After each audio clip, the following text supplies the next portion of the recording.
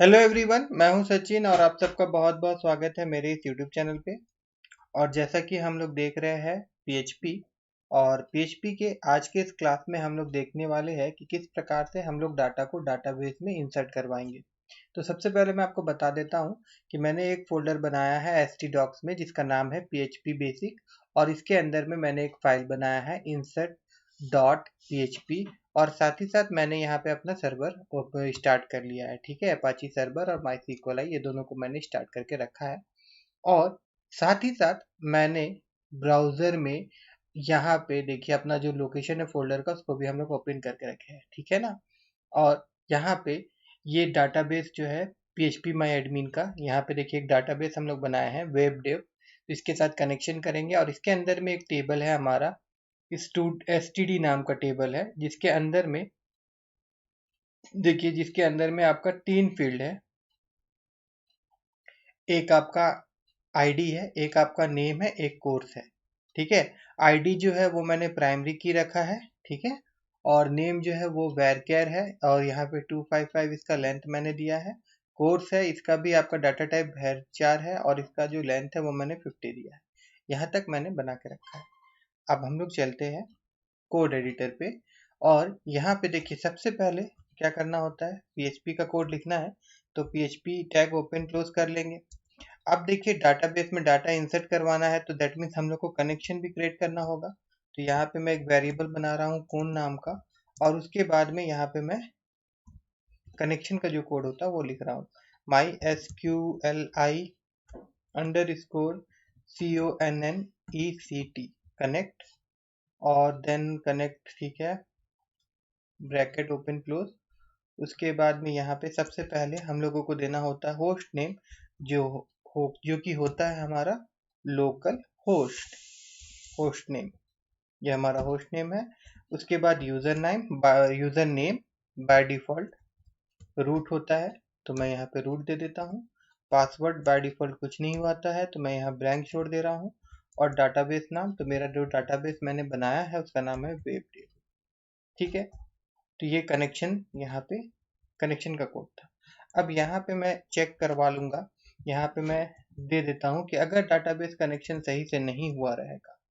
ठीक है, यहाँ पे मैं कौन, और यहाँ पे मैं देखिए एक चीज़ और कर दे रहा हूँ, इसको नॉट इक्वल टू कर दे रहा हूँ। इससे क्या होगा कि अगर कनेक्शन सही से नहीं हुआ है तब यहाँ पे क्या करूँगा मैं, यहाँ पे मैं कनेक्शन को डाई कर दूंगा। ठीक है, डाई, और इसमें एक हम लोग मैसेज भी दिखवा देंगे, कनेक्शन फेल। और फिर यहाँ पे एरर जो है वो सही एरर, मतलब पर्टिकुलर लाइन में एरर जो हो रहा है उसको दिखाने के लिए फिर एक फंक्शन हम लोग यूज करेंगे, MySQLi CONNECT कनेक्ट, और फिर एरर। ठीक है, ब्रैकेट ओपन क्लोज, ये एक फंक्शन है। ठीक है, अभी देखिए यहाँ पे मैं कुछ अगर गलती कर दूं तो जो एरर होगा वो किस प्रकार से डिस्प्ले होगा। देखिए होस्ट का नाम मैं यहाँ पे गलत कर दिया, और उसके बाद हम लोग यहाँ चलते हैं, और यहाँ पे मैं इसको रिफ्रेश करता हूँ, और यहाँ पे मैं index.php को ओपन करता हूँ, इंडेक्स बोल रहा हूँ सॉरी, आपका insert.php को। तो यहाँ पे देखिए MySQLi connect PHP get address no such host, यहाँ पे दिखा रहा है कि नो सच होस्ट। ठीक है, और नीचे में भी देखिए जो हम लोग मैसेज दिए थे यहाँ पे कनेक्शन फेल है ना, ये भी यहाँ पे दिखा रहा है। ठीक है, no such host is known, इस प्रकार का कोई होस्ट नहीं है करके।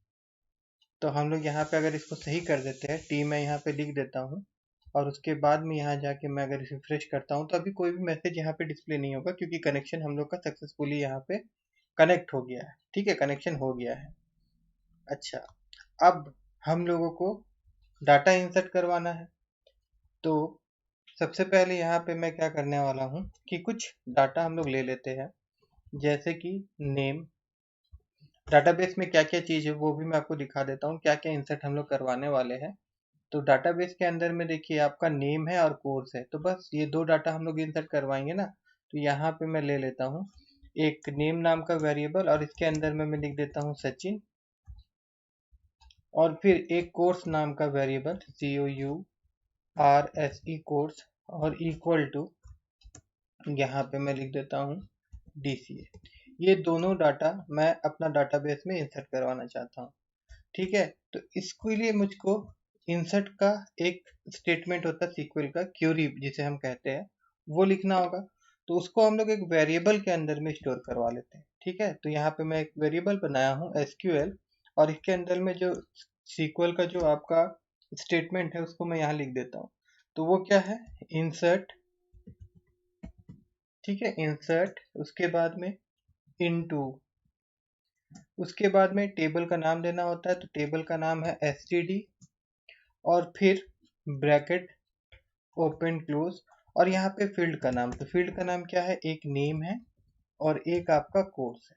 उसके बाद में फिर स्पेस, देन आपको यहाँ पे वैल्यूज देना होता है, तो वैल्यू, फिर ब्रैकेट ओपन क्लोज। अब यहाँ पे हम लोग वैल्यूज देंगे, तो यहाँ पे मैं ऐसे दे देता हूँ सिंगल इन्वर्टेड कॉमा, और पहला वैल्यू जो है हमारा वो है आपका नेम, और फिर दूसरा वैल्यू जो है हमारा वो है आपका COURS कोर्स। ठीक है, और फिर इसको यहाँ पे हम लोग बंद भी कर देते हैं इस तरह से। अब ये जो SQL का क्यूरी है इसको रन भी तो करवाना होगा, तो जो रन करवाने के बाद में जो हम लोग को रिजल्ट मिलेगा उसको हम लोग एक वेरिएबल में स्टोर करवा लेंगे। देखिए कुछ इस प्रकार, यहाँ पे मैं RES लिखता हूँ रिजल्ट, और यहाँ पे मैं जो SQL का क्यूरी है जिस फंक्शन के द्वारा हम लोग रन करते हैं वो फंक्शन हम लोग यहाँ लिखेंगे।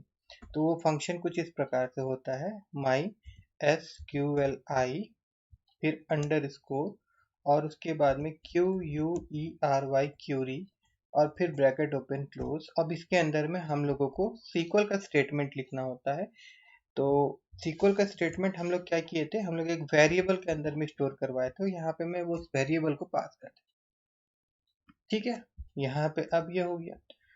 उसके बाद यहाँ पे मैं क्या करता हूँ, इफ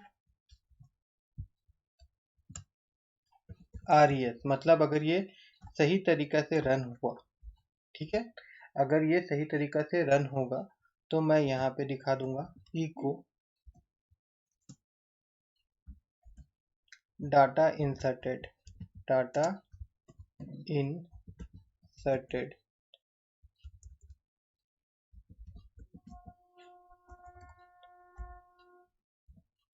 और अगर नहीं रन होता है तो फिर एल्स वाला पार्ट हम लोग का रन होगा। और यहाँ पे मैं इको करवा देता हूँ, इको डाटा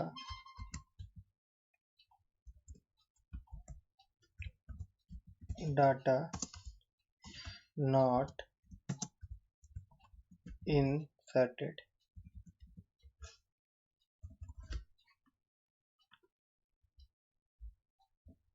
ठीक है, अब एक बार हम लोग चलते हैं और एक बार इसको हम लोग रिफ्रेश करते हैं। तो यहाँ पे देखिए डाटा नॉट इंसर्टेड दिखाया, और दूसरा यहाँ पे बोल रहा है कि माई SQL एक्सपेक्टेड एटलीस्ट 2 पैरामीटर। ठीक है, गलती समझ में आ गया मुझको। देखिए यहाँ पे जो माई SQL क्यूरी जो फंक्शन हम लोग यूज कर रहे हैं ना, इसमें 2 पैरामीटर देना होता है। एक तो कनेक्शन, मतलब ऊपर में जो हम लोग कौन नाम का वेरिएबल में कनेक्शन का जो है ये स्टोर करवाए थे कोड, ठीक है ना, तो ये वाला कनेक्शन देना होता है, उसके बाद में क्यूरी देना होता है, तब जाके ये रन होगा, अदरवाइज ये रन नहीं होगा। और इसी प्रकार से हम लोगों को ये एरर डिस्प्ले करवाएगा। अगर अब इसको हम लोग अगर रिफ्रेश करते हैं तो यहाँ पे मैसेज आया है डाटा इंसर्टेड, और अगर हम लोग जाकर देखें अपना डाटाबेस में, यहाँ पे ब्राउज में, तो देखिए यहाँ पे सचिन और DCA इंसर्टेड हो गया है। ठीक है, तो इस तरह से हम लोग डाटाबेस में डाटा इंसर्ट करवाते हैं। अब रहा सवाल कि फॉर्म के जरिए अगर हम लोगों को इंसर्ट करवाना होता, फॉर्म के जरिए डाटा अगर हम लोगों को इंसर्ट करवाना होता तो हम लोग क्या करते। तो चलिए एक काम करते हैं, हम लोग एक नया फाइल यहाँ पे हम लोग बना लेते हैं, और यहाँ पे मैं form.php इसका नाम दे देता हूँ। ठीक है, कुछ भी नाम दे सकते थे यहाँ पे, बट मैं यहाँ पे form.html दिया हूँ। और फिर यहाँ पे मैं HTML का कोड लिखता हूँ सबसे पहले। उसके बाद यहाँ पे हम लोग क्या करेंगे कि पहले तो एक फॉर्म बना लेते हैं, FORM फॉर्म, और हम लोग पोस्ट मेथड यूज करने वाले हैं। तो पोस्ट मेथड पोस्ट होगा और एक्शन जो होगा वो हम लोग insert डॉट php दे देंगे। ठीक है, यहाँ से जो डाटा होगा फॉर्म का वो कहाँ लेके जाएगा, वो insert डॉट php में लेके जाएगा। ठीक है, और उसके बाद में फिर हम लोग यहाँ पे क्या करेंगे, इसके अंदर में एक टेबल हम लोग बना लेते हैं, और इस टेबल के अंदर में हम लोग tr लिखते हैं, और फिर tr के अंदर में यहाँ पे मैं td लिखता हूँ, और td के अंदर में मैं यहाँ पे नेम लिख देता हूँ, और फिर एक td मैं यहाँ पे ले रहा हूँ, और इस td के अंदर में मैं इनपुट बॉक्स लूँगा, और टाइप जो रहेगा टेक्स्ट होगा, और यहाँ पे मैं नेम दे दूँगा जिसके जरिए हम लोग डाटा को उठाएंगे। ठीक है, इसका नाम भी मैं नेम दे रहा हूँ। ठीक है, देन इसी प्रकार से हमको और एक चाहिए जिसमें हम लोग कोर्स लिखेंगे। तो यहाँ पे मैं कॉपी करता हूँ, और उसके बाद मैं यहाँ पे इसको पेस्ट कर देता हूँ, और यहाँ पे COURSE कोर्स लिख देता हूँ, और यहाँ पे इसका नाम जो है ये भी मैं यहाँ पे COURSE कोर्स कर देता हूँ। ठीक है, अब यहाँ पे टेबल खत्म हो रहा है हमारा। एक काम करते हैं, हम लोग यहाँ पे एक tr और ले लेते हैं, एक tr हम लोग और ले लेते हैं, और इसके अंदर में एक ही td दरकार है हम लोगों को। ये td को हम लोग यहाँ से हटा देते हैं, और यहाँ पे इसका टाइप जो रहेगा वो हम लोग SUB सब MIT मीट सबमिट लिखते हैं, और देन यहाँ पे जो कोर्स था यहाँ पे नेम नहीं लिखेंगे हम लोग, यहाँ पे मैं डायरेक्ट वैल्यू लिखता हूँ, VALUE वैल्यू, और यहाँ पे मैं लिख देता हूँ SENETT इंसर्ट नाम। ठीक है, और अगर हम लोग यहाँ पे चलते हैं और फिर यहाँ पे उस फॉर्म को ओपन करते हैं,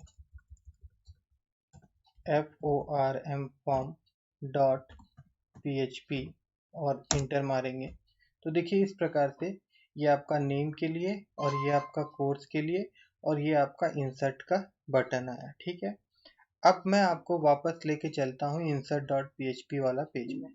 अब insert डॉट php वाला पेज में यहाँ जाने के बाद में मैं क्या कर रहा हूँ, थोड़ा देर के लिए मैं यहाँ पे ये जो SQL का ये जो कोड है इसको मैं कमेंट कर दे रहा हूँ यहाँ से यहाँ तक। ठीक है, और यहाँ पे मैं आपको दिखाता हूँ एक चीज़।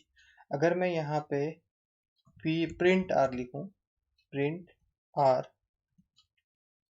और उसके बाद मैं ब्रैकेट ओपन क्लोज कर दूँ, और उसके अंदर में मैं यहाँ पे $, और उसके बाद POST पोस्ट लिख दूँ, और इसको मैं बंद कर दूँ।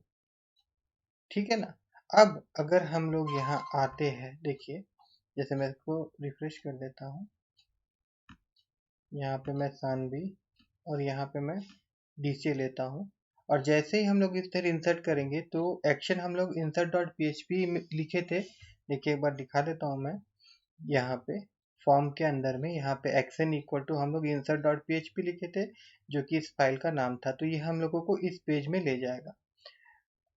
जैसे मैं यहाँ क्लिक करता हूँ तो देखिए ये हम लोगों को insert डॉट php में लेके आ गया, और साथ ही साथ यहाँ पे देखिए एरे हम लोग को क्या मिल रहा है, नेम मिल रहा है सानवी, और कोर्स मिल रहा है DCA। ठीक है, और एक चीज, अगर हम लोग यहाँ पे नेम इक्वल टू यहाँ पे अगर मैं लिख देता हूँ सबमिट, ठीक है, इस बटन का भी मैं नाम दे देता हूँ एक, और उसके बाद फिर अगर मैं इसको रिफ्रेश करता हूँ, देखिए अभी तो यहाँ एक बार हम लोग वापस चलते हैं, और फिर एक बार हम लोग क्लिक करते हैं। ठीक है, तो यहाँ पे एरे में नेम, और उसके बाद में यहाँ पे कोर्स ही मिल रहा है हम लोगों को। ठीक है,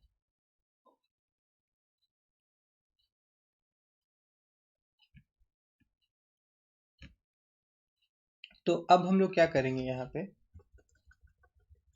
पे हम लोग यहाँ पे जो नेम था, यहाँ पे सिंपल हम लोग क्या करना होगा, पोस्ट अंडरस्कोर POST पोस्ट, फिर ब्रैकेट, और फिर यहाँ पे हम लोग को लिख देना होगा नेम, और उसके बाद में फिर यहाँ पे अंडरस्कोर पोस्ट, और फिर यहाँ पे हम लोग को लिख देना होगा कोर्स।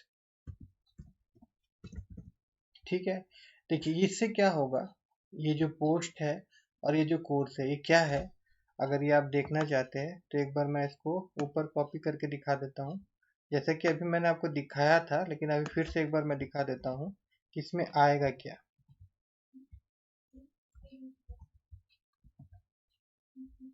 देखिए अगर मैं यहाँ पे इसको इको करूँ और फिर मैं यहाँ पे भी इसको इको करवाऊँ,